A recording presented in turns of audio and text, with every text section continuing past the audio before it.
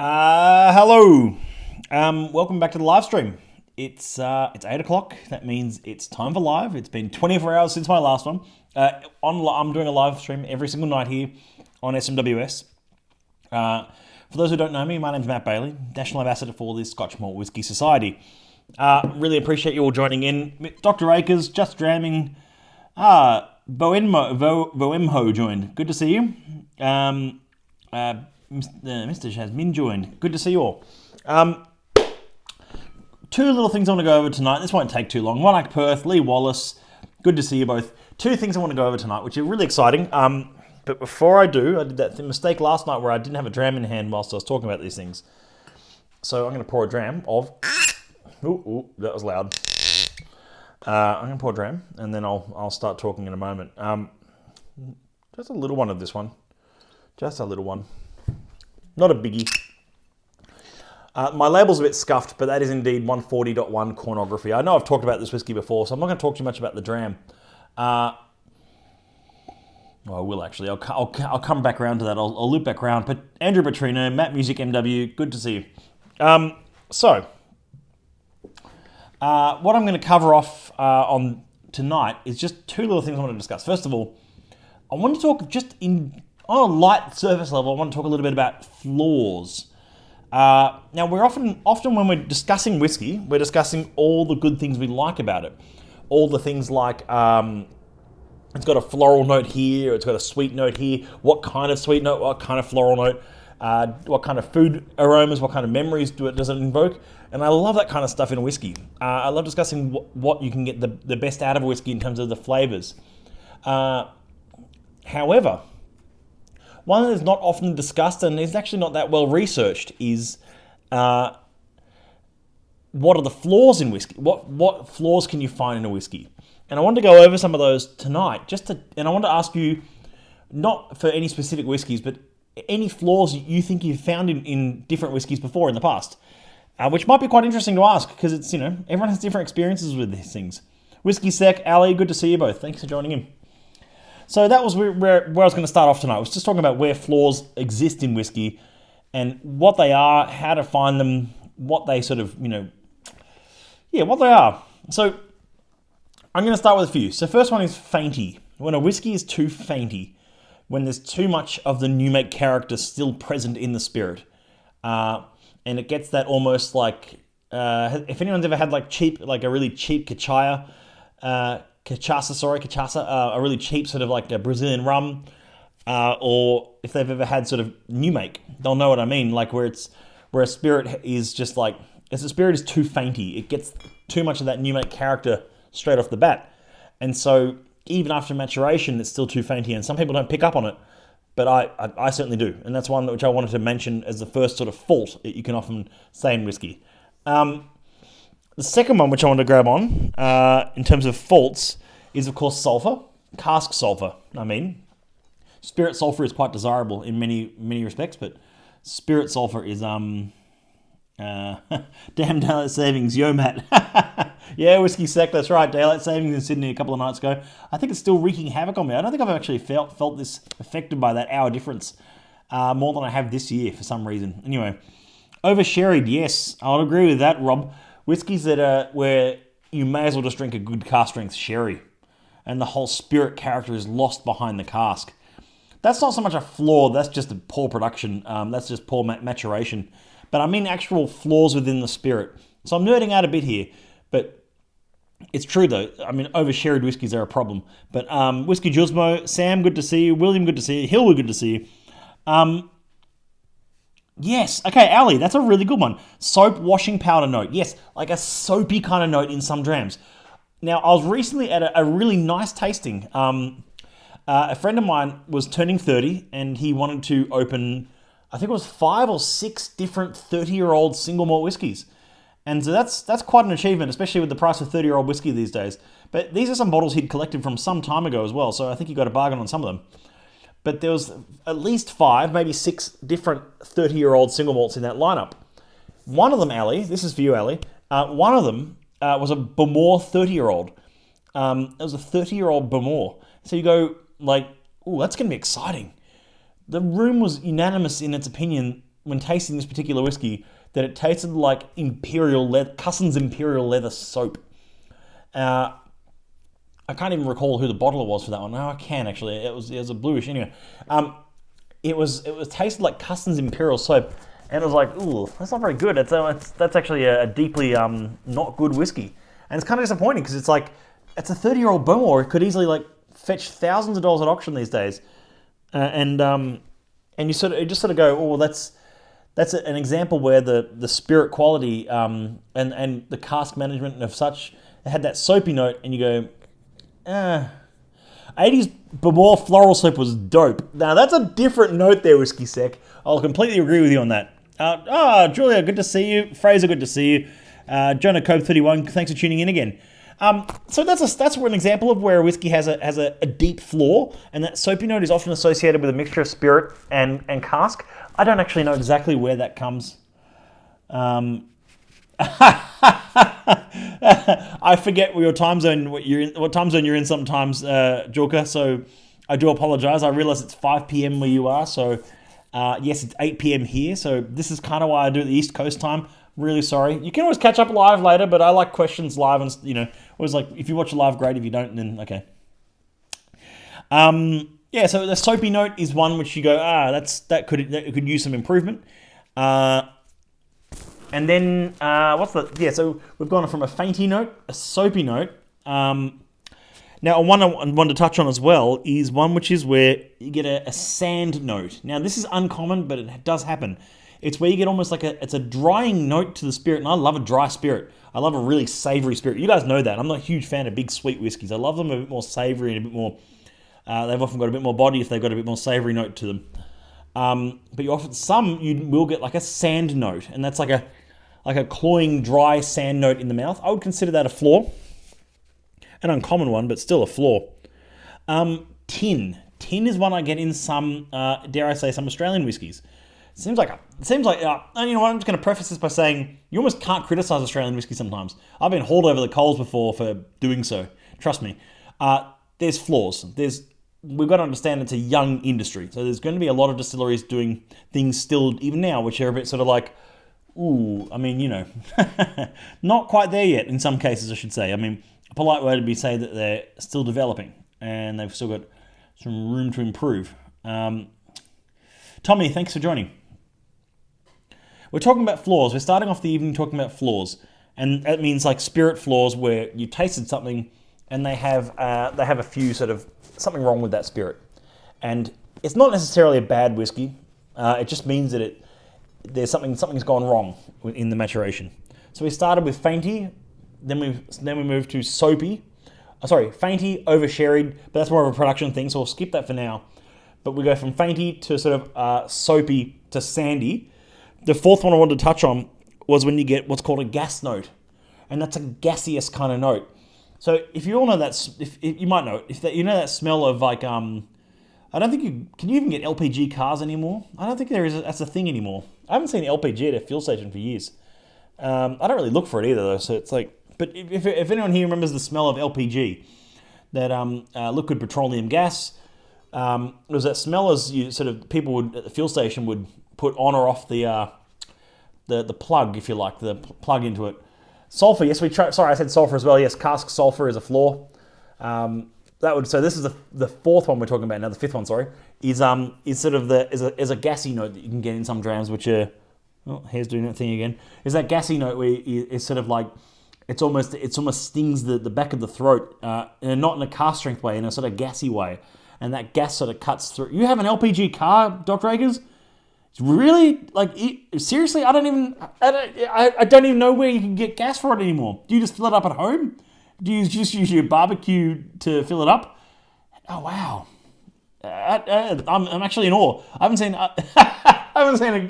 seen a gas car in ages.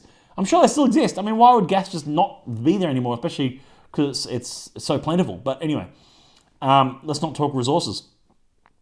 But so yeah, we just don't see much of it here, Rob. We don't see much LP gas here. Anyway. But so Robert, you know what I'm talking about when I say that gassy note. The gaseous note comes off the pump. There's that smell as soon as you disconnect after filling, And you get that. It's not a desirable smell. It's about as desirable as the smell of diesel that you get if you get diesel on your hand. But you sort of get that sort of the gassy note that sort of cuts through, and sort of it's almost like I don't know how else to describe it. It's sort of really it's an undesirable, especially on the palate for some whiskies, and it's that gassy note again on some international whiskies, some Scotch whiskies. It's not sort of limited to one nation or one territory of spirit. Acetone in plenty of new Aussie port cask releases. Yes, God, Sam. God, that drives me mental, I'll be honest. It's prevalent. I'd say it's even prevalent in most port cask releases. Stop putting spirit in wine casks. I'm unpopular for saying that. I said that to a friend of mine earlier today, saying that less Australian whiskey, shouldn't be banned or anything, but less Australian whiskey should go into wine casks, and more of it should go into ex-bourbon oak. I know it's harder to get. I know there's an Australian wine industry that has plentiful amounts of casks, blah, blah, blah. There's economic and logical and logistical reasons for that, but that's, anyway. Do you fill the LPG up with craft small batch? I only use small batch fuel, actually, when I fill my car up. I do the same odorant they put in the stove gas. Yeah, that stove gas. Yes, it's like an odorant. Yes, there's an odorant in that stove gas, which is put in there so you can know you've left the stove on, kind of thing, I guess. I think it's a sulfur-based. Yeah, diesel is nice. Reminds me of Coroni. Diesel is a nice note with C-Sec. I've talked about diesel note before in whiskey and in rum as well. Indeed, like that Coroni, that R13 we just released this month, has that diesel note. Really, it's almost like a saline diesel oiliness to the spirit. Lovely. Craft small batch. It's too much per litre. I'm like, yeah. It's a car we're filling up, not ourselves. Come on, let's be genuine here. I've poured a glass of cornography, just for those who are wondering what I'm drowning on, 140.1.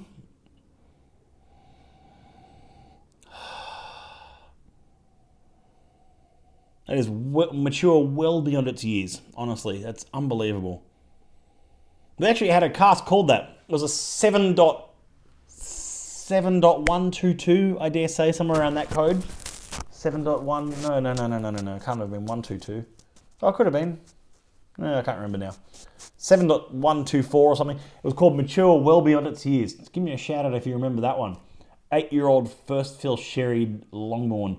Was delicious. Was unbelievable. I featured it at last year's Archieros Pop-Up Bar, which is a subtle plug to say that Archieros Pop-Up Bar is back this year, as I mentioned before, 17th and 19th of October at Archieros for 3 nights. Come and see me make a mess of some cocktails, order some drams, have a bit of chat, and order a few drams. It'll be fun. It's free. It's free to come along as well. It's just, obviously you pay for the drams you want, but they'll be very reasonably priced. It'll be as good as, if not better than last year's. So no inflation. Christmas party in Melbourne. Was it a Christmas party in Melbourne? I don't think so, Rob. I don't think so. It would have been long gone by then. Yeah, no, it was definitely long gone by then. But it was an 8-year-old first fill sherry. It was one of those whiskies that you just go, how is that 8 years old? Unbelievable stuff. Hot Dog Extravaganza, thanks for joining as always. And that's what this is. It's mature well beyond its years. So let me just recap on what I started off talking about and just go over those a bit more once more. We're talking about flaws in whiskey and identifying flaws in whiskey, which will mean you train your palate better to find them in future. And they are things like sulfur, gas, rubbery kind of notes, sand kind of notes, estuary kind of notes. There's a few more we spoke about in there, but anyway. So that's the long and the short of it, if you like. Gianni Chung joined. Good to see Gianni. The other thing I want to mention tonight is, this is just a really small thing, but for those who are interested and have been teetering on the edge about joining the society, we've actually added a bunch of, we've added 2, but there's more to come. There's like 2 more still to be built in. We're building new membership options for those who are wanting to join the society. So it's the membership, as we know it, which is $120 per year, and then you can either add on, so there'll be, shortly, this one's one of the ones being built, it'll be membership plus book of the Founder's Tale, so that'll be for a limited time until we run out. Membership plus bottle of the month. Now, I haven't flipped the camera, sorry, so, blah, blah, blah. Yes, I know. 112.41 Tart Fruit Crumble, a 10-year-old from Inchmurrin, a delicious heavy toasted rhubarb crumble vanilla custard kind of dram, delicious one in the sweet fruity and mellow. That's bottle of the month. You can add that on with your membership at the moment, which is a delicious whiskey. See this sealed bottle in my office? That's mine. I bought a bottle of this because I tasted it in Melbourne at our festival feast. I loved it and I bought one. Simple as that. We're adding in membership plus t-shirt, and we're adding in membership plus 2 tickets to your first event. So it's a really affordable way to jump in and get your first offering, if you like, straight off the bat. You can take a bottle, you can take a membership pack, you can take and the gathering pack. We'll get gathering packs to go with membership as well, which is a cheap way to jump in and grab a 5 whiskey pack to start you off. So new membership packs, new membership options, which is exciting. I find it exciting anyway. So if you're telling your friends about the society, you can tell them there's different ways to join, all on the shop page. We're rejigging our membership page shortly. It's just taking time and effort and costs. Hot dog extravaganza, will they be options for renewing members? Yeah, I don't see why not. I mean, we could build that in. We haven't really thought about that too much, of course. But if you're a renewing member and you already get the voucher, you get the full voucher each time. So even if you got a discounted membership somewhere along the way, like you signed up at Whiskey Fair or something like that, you'll still get the full $120 back if you spend your $1,000 in the membership year, which is a few events. And by the way, event tickets now goes towards your $1,000 cap. So yes, you can gift the bundles. I'm sure you can. Rob, I'll need to check that. Yes, cuts, yes, but also faults in fermentation temps or rushing the ferments, getting yeast in the stills, etc. Yeah. All sorts of reasons why those things happen, why those flaws happen. There's almost like 1,000+ reasons why there could be flaws.